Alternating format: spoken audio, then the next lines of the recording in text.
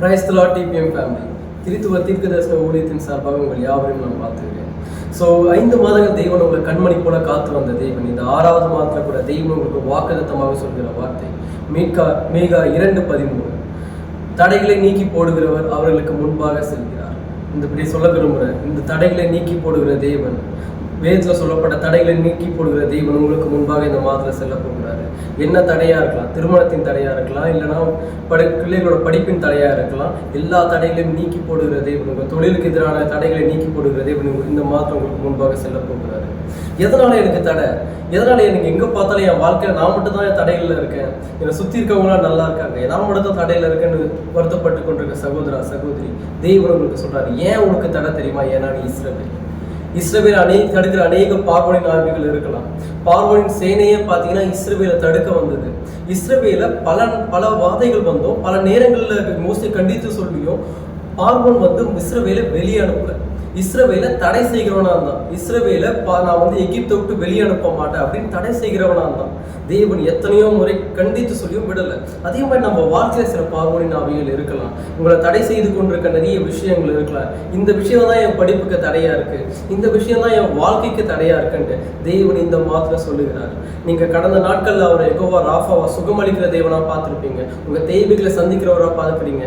இந்த மாதத்துல தேவன் தடைகளை நீக்கி போடுகிறவர் உங்க வாழ்க்கையில இருப்பாரு. உங்க எல்லா தடைகளையும் தேவன் மாற்றி போடுவாரு.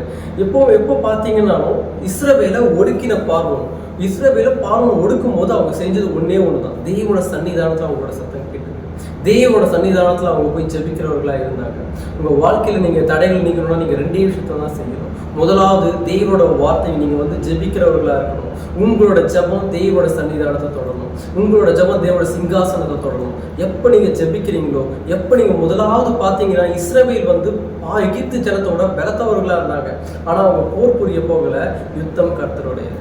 அவங்க எப்போ போய் சொன்னாங்களோ சேனைகளின் கர்த்தர் அவங்களுக்காக இறங்கி யுத்தம் செய்தார். யுத்தம் கர்த்தர் செய்தார், வெற்றி இஸ்ரவேலுக்கு. யுத்தம் செய்தவர் கர்த்தர், ஜெயம் பெறுகிறவர்கள் நீங்கள். உங்களுக்காக தேவன் இந்த மாதத்துல யுத்தம் செய்ய போகிறாரு. எதெல்லாம் நீங்க ஜெயம் பெறாமல் இருந்தீங்களோ, கடந்த நாட்கள்ல நீங்க எதெல்லாம் நீங்க கஷ்டப்பட்டு கொண்டிருந்தீங்களோ, தேவன் இன்னைக்கு சொல்லுகிற வார்த்தை, நீங்க அதுல இருந்து விடுதலை ஆவீங்க. நீங்க பாத்தீங்கன்னா தேவன் எப்படி செயல்படுவார்னா, பார்வோன் சொல்லுவாரு யாத்திராகமம் 19ல, உங்களுக்கு நான் உங்களை போக விடுவேன், உங்களுக்கு தடை இல்லை. நான் இப்படி சொல்ல விரும்புகிறேன், உங்களை தடுத்தவங்க உங்களுக்கு அறிக்கை செய்வாங்க, உனக்குள்ள ஒரு தெய்வன் இருக்காரு, உன் கூட ஒரு தெய்வன் இருக்காரு, நீ போகலாம், நான் உன்னை தடுக்க மாட்டேன்.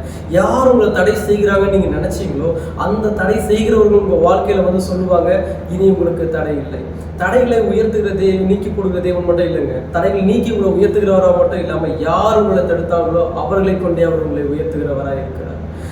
தேவன் உங்களை அதிகமாக ஆசீர்வதிப்பா. இந்த மாதத்தில் இல்லை எல்லா தடைகளும் நீங்களும் நம்ம ஒருமுறைப்படுத்த எங்கள் அன்பின் பரலோக பிதாவே, இயேசுவை பார்த்து கொண்டிருக்க ஒவ்வொரு பிள்ளைகளுக்காக ஜெபிக்கிறாங்க. அவங்க வாழ்க்கையில என்ன தடைகள் இருக்கோ அந்த தடைகளை நீக்குவீராக. தடைகள் மாறட்டும் இயேசுவின் நாமத்துல. தடைகள் உடைவதாக எல்லா தடைகளும் மாற்றி போடுங்க. வழி நடத்துங்க, ஆசீர்வதிங்க. இயேசுவின் நாமத்தில் ஜெபிக்கிறேன். God bless you. Amen.